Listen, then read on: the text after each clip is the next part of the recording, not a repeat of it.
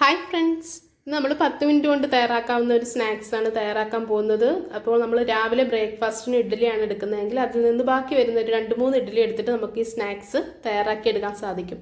അപ്പോൾ ഇതിന് വേണ്ടുന്ന ഇൻഗ്രീഡിയൻസ് ഇഡ്ഡലി വേണം, പിന്നെ പെരി മസാല വേണം, കുറച്ച് സവാള, പിന്നെ മല്ലിയില വേണം, ആവശ്യത്തിന് എണ്ണയും വേണം, കുറച്ച് ഉപ്പ് വേണം.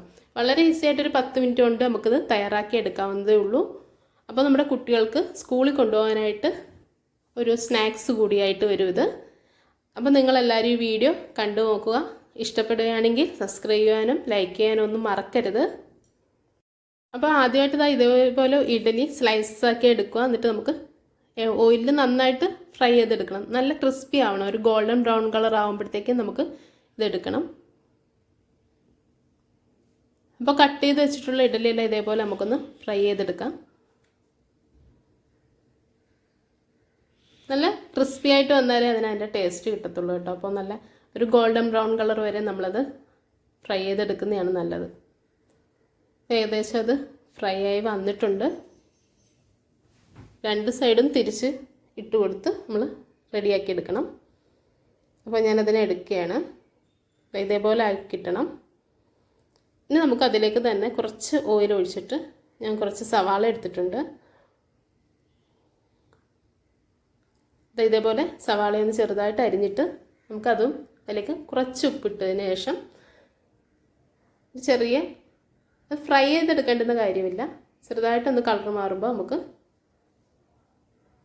അതിലേക്ക് നമുക്ക് ആ ഫ്രൈ ചെയ്ത് വെച്ചിട്ടുള്ള ഇഡ്ഡലി ചേർത്ത് കൊടുക്കാം.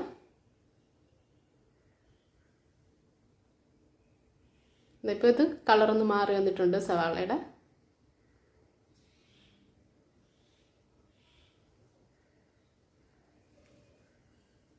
ഇനി നമുക്കതിലേക്ക് ആ ഇഡ്ഡലി ഫ്രൈ ചെയ്ത് വെച്ചിട്ടുള്ള ഇഡ്ഡലി കൂടി ചേർത്ത് കൊടുക്കാം. ഇനി അതിനുശേഷം നമ്മളതിലേക്ക് പെരി മസാലയാണ് ചേർത്ത് കൊടുക്കുന്നത്. നമ്മൾ ഇഡ്ഡലി മാവിൽ ഓൾറെഡി ഉപ്പ് ചേർത്തിട്ടുണ്ട്. അതുകൊണ്ട് ഇനി ഇതിലേക്ക് ഉപ്പ് ചേർക്കേണ്ടുന്ന കാര്യമില്ല. പെരി മസാലയ്ക്കും ചെറിയൊരു ഉപ്പുണ്ട്. അതുകൊണ്ട് നമ്മൾ ഇനി ഇതിലേക്ക് ഉപ്പൊന്നും ചേർക്കേണ്ട.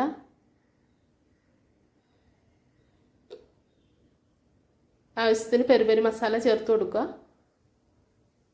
നന്നായിട്ടത് മിക്സ് ചെയ്യണം. ഇനി നമുക്ക് സ്റ്റൗ ഒന്ന് സ്വിച്ച് ഓഫ് ചെയ്യാം. നമുക്ക് അവസാനമായിട്ട് അതിലേക്ക് കുറച്ച് മല്ലിയില കൂടി ഞാൻ ചേർത്ത് കൊടുക്കുന്നുണ്ട്. അപ്പോൾ നമ്മുടെ പെരി ഇഡ്ഡലി ഫ്രൈ റെഡി ആയിട്ടുണ്ട്. ചായയുടെ കൂടെയൊക്കെ കഴിക്കാൻ നല്ല ടേസ്റ്റി ആയിട്ടുള്ളൊരു സ്നാക്സാണ്.